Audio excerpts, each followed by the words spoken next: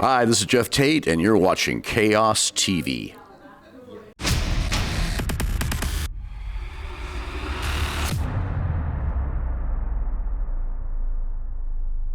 Okay, so hello everyone. Chaos TV is today here in my hometown in Vaasa, Finland, and we have the pleasure to talk with Geoff Tate. So first of all, hello and welcome to Finland and welcome to Chaos TV.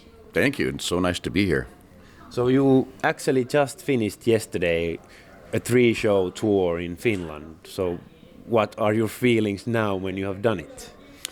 I can't wait to come back. It was a great audience everywhere we went, very receptive, and it seemed like people really cared a lot about the music and had a great time at the show. And tomorrow is today's my day off, and my wife and I are traveling up north to Lapland. Okay. And we're going to go on a dog sled ride, so I'm real excited about that. Is that something you never experienced?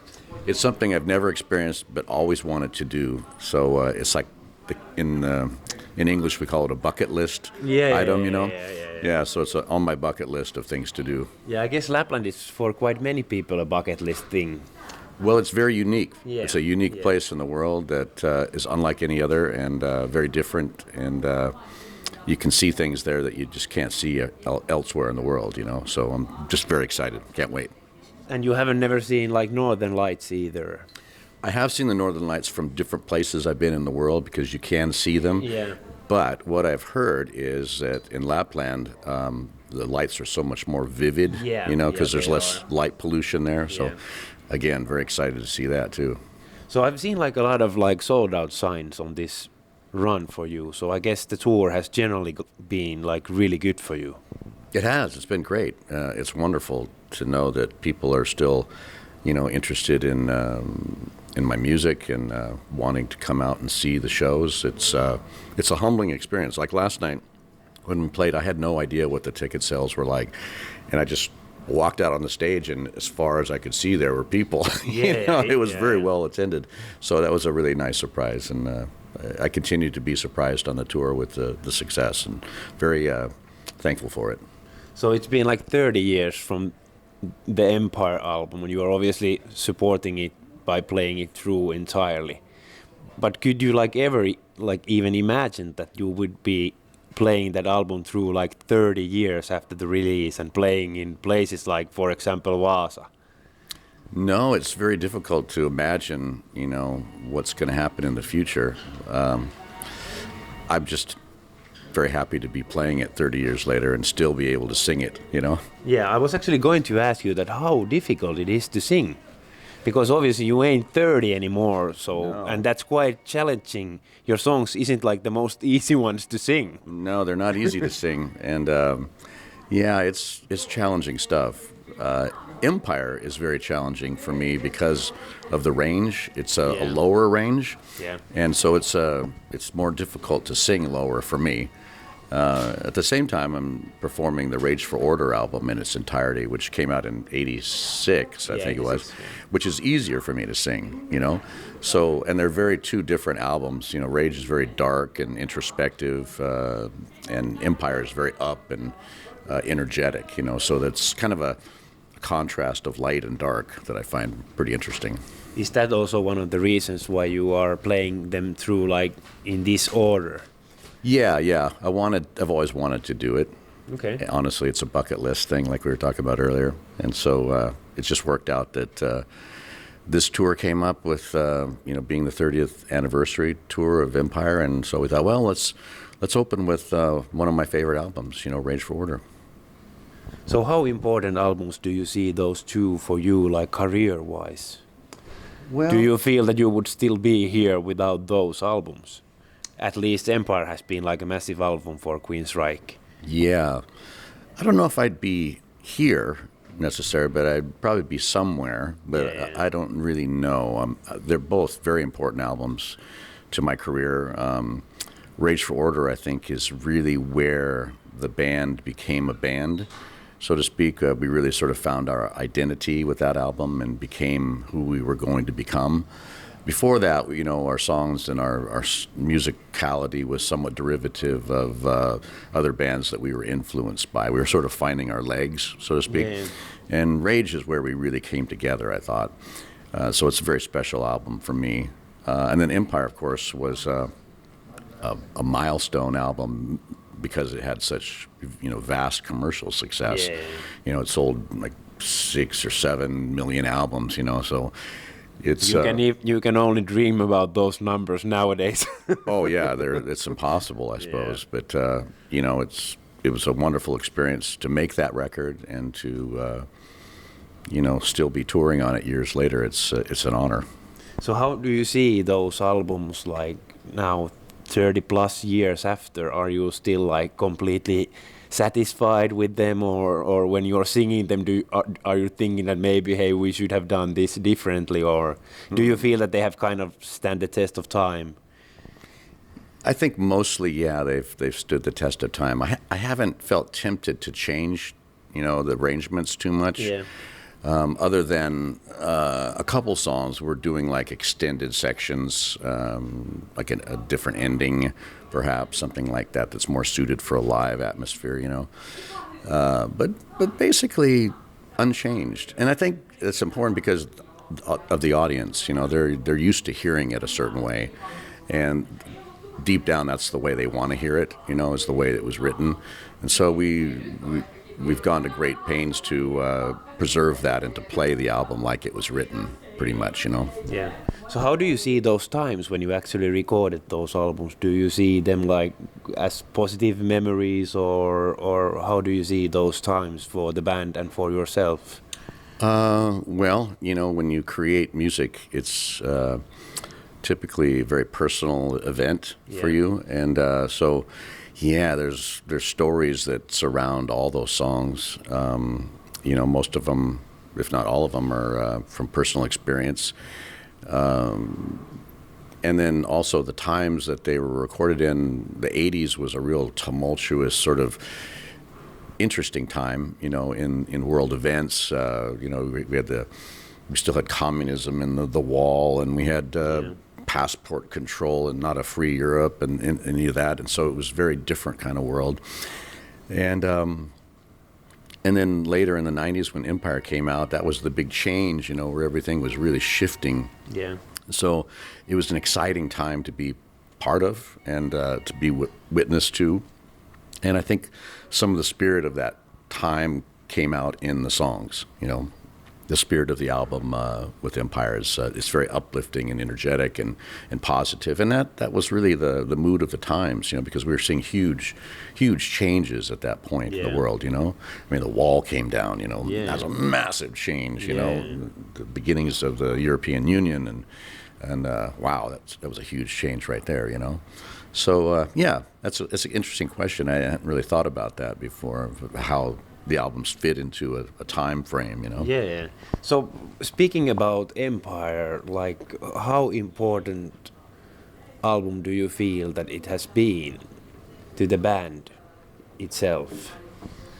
And when you were recording it, did you already have the feeling that this is something special for you? Obviously, it's been like the most commercial album for, I guess, your whole career. People have asked me that before, and honestly, it didn't feel any different than any other album we've made at the time. It was, we always called our albums experiments, because you never know what's going to happen when you get everybody contributing to the album, or certain groups of people together, like the production team that you hire to help you make it. You don't know what's going to happen or what you're going to come up with. And, hopefully you strive for, some sort of level of, professionality and quality. But you never really know. So when something connects with people, like Empire did, for example, you start asking questions like, well, why did this connect, than other albums we've done, which are equally as interesting. Why did this one connect? And the only reason I can really come up with is, well, we had an amazing record company at the time. EMI International was a gigantic international conglomerate with millions and millions and millions of promotional dollars to put behind their records. And so, I remember the promotional budget for Empire was $6 million, at the time, Holy shit. which was just unbelievable. I mean, I think the last record I issued on a record company, the promotional budget was like 1,000 euros. Yeah. Those numbers have dropped quite a lot from those times. Yeah.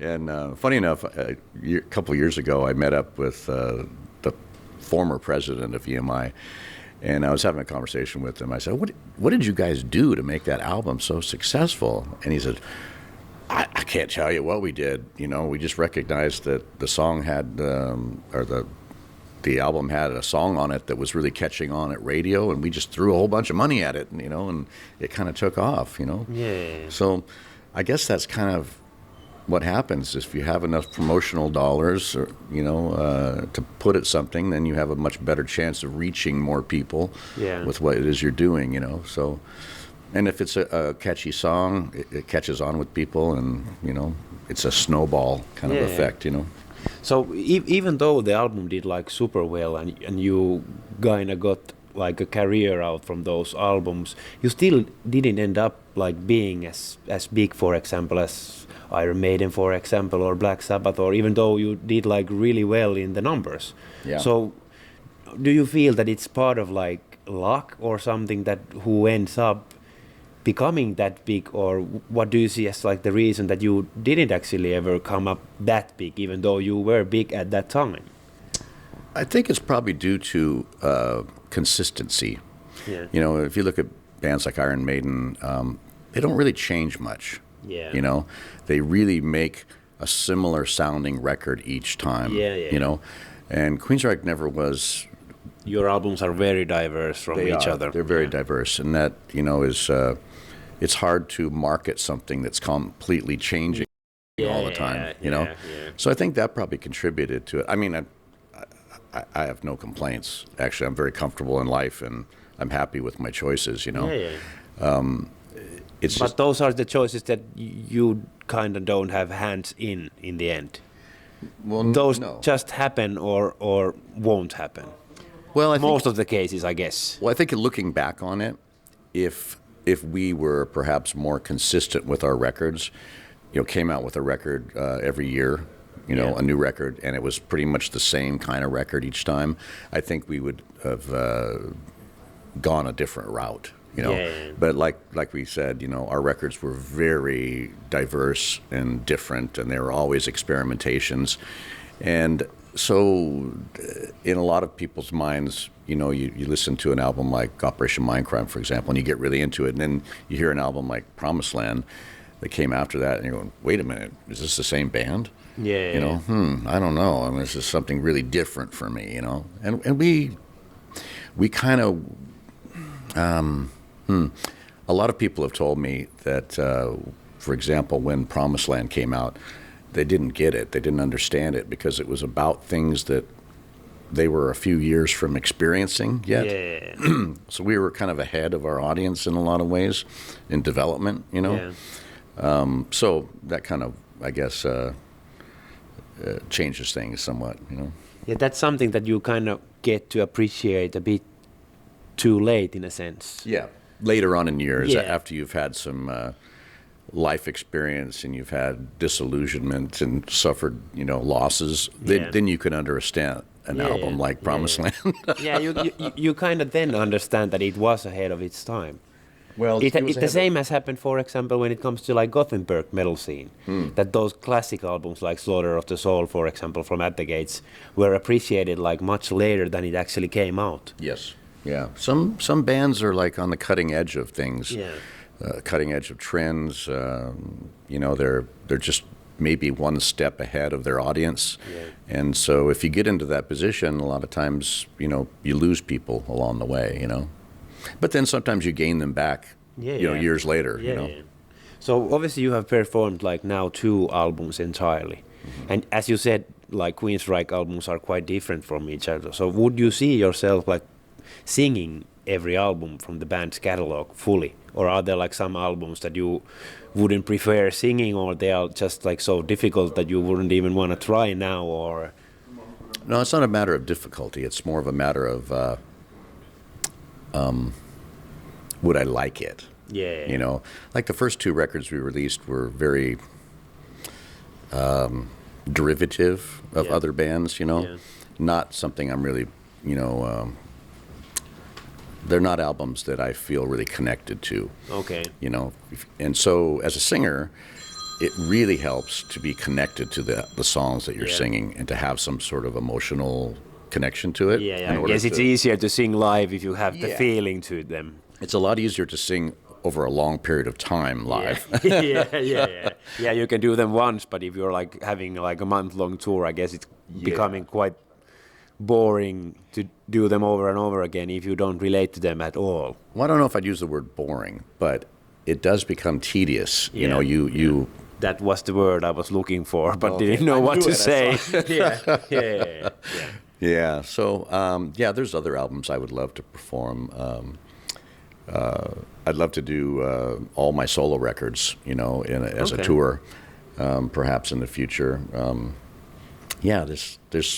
I have 20 albums Yeah, of material. you have quite a lot to choose I from. have a lot of songs, a lot of different kinds of songs, and it's really about finding the time. Like, for example, I just finished the 30th anniversary tour of Operation Mindcrime Yeah. last week. Yeah. I think in Australia were our last shows, and that tour lasted 26 months. Okay. 26 months, 28 countries. So, you know, where do you fit everything in that you want to do in life? You know, it's hard. Is it hard to come up with like the next plan when you are playing through, like for example, Empire, which is like a massive success? That what to do like Next. after? Yeah, Yeah. next. It is difficult. We call it pulling the rabbit out of the hat. You know, Yeah. it's like a magic trick. Like, what are you going to do next? You know, but If you're like filling out arenas like you are now, and like so selling out everything, I guess it's like really difficult to decide what to do next. I guess the easiest way would be just to like continue riding with the wave, so to say. I don't know what would be easier, honestly. I just don't know. But I have time to figure it out because this tour will go at least till next year, you know. Okay, yeah. So there has been like quite a lot of autobiographies out from the heavy metal stars. Like for example, Bruce Dickinson released the one, and now Rob Halford is having an autobiography out sometime. So have you think about writing a book at some point of your life?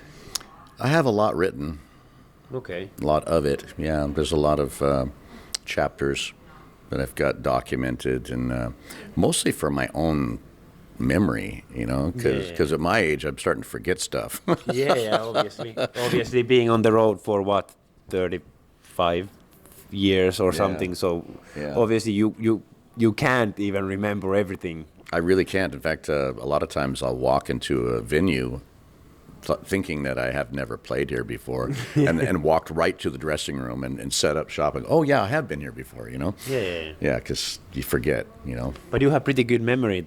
Like, for example, when my friend Jukka said to you that you were in Finland first time for, 86 with Bon Jovi, you actually remembered that one. Oh, yes, I remember it because it had a very dramatic scenario that I experienced on that trip. Okay. Yes, we were on tour with Bon Jovi at the time, and we had taken the ferry over to Helsinki. Yeah. And it was a long ferry, and so everybody was, you know, having a good time. Obviously, that's the boat where you normally have good time and hangover afterwards. Yes. Well, I had an exceptionally good time, and I woke up late, and my tour manager had to wake me up, and I was still quite inebriated when I was going through customs. And I had like, my hair was like, you know, out to here, and I smelled like vodka, and I had makeup all over my face from the show, you know, and they said, okay, come with us. They took me into the customs agent, you know, took me into the concrete room that was very cold, and they made me get all undressed. Okay. And I had to get up on top of a steel cold table. And they had to did like a body search on me, you know. Okay. They thought I was smuggling drugs or something like that. And so, you know, I didn't, but I was just really hung. I was like Yeah. Okay, I'll take off all my clothes, you know. And so these 4 very gigantic policemen come in, and they're dressed like in all white clothing. And I'm thinking, what are they, scientists or something? And they do experiments on me or something like this. And then they brought in the dogs.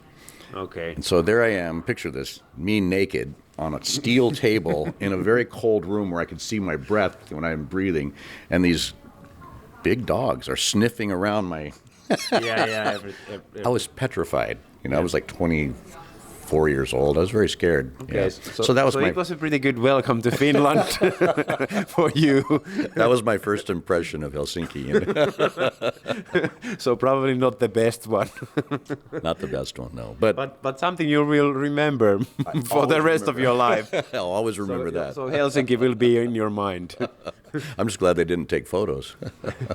So hey, thank you a lot for your time, and all the best for the upcoming shows as well as for the future. Anything you want to say as last word to the Finnish fans watching this afterwards? I would say thank you for coming to the shows, and I look forward to touring here next year as well. And thank you so much. It was a great time. Thank you a lot.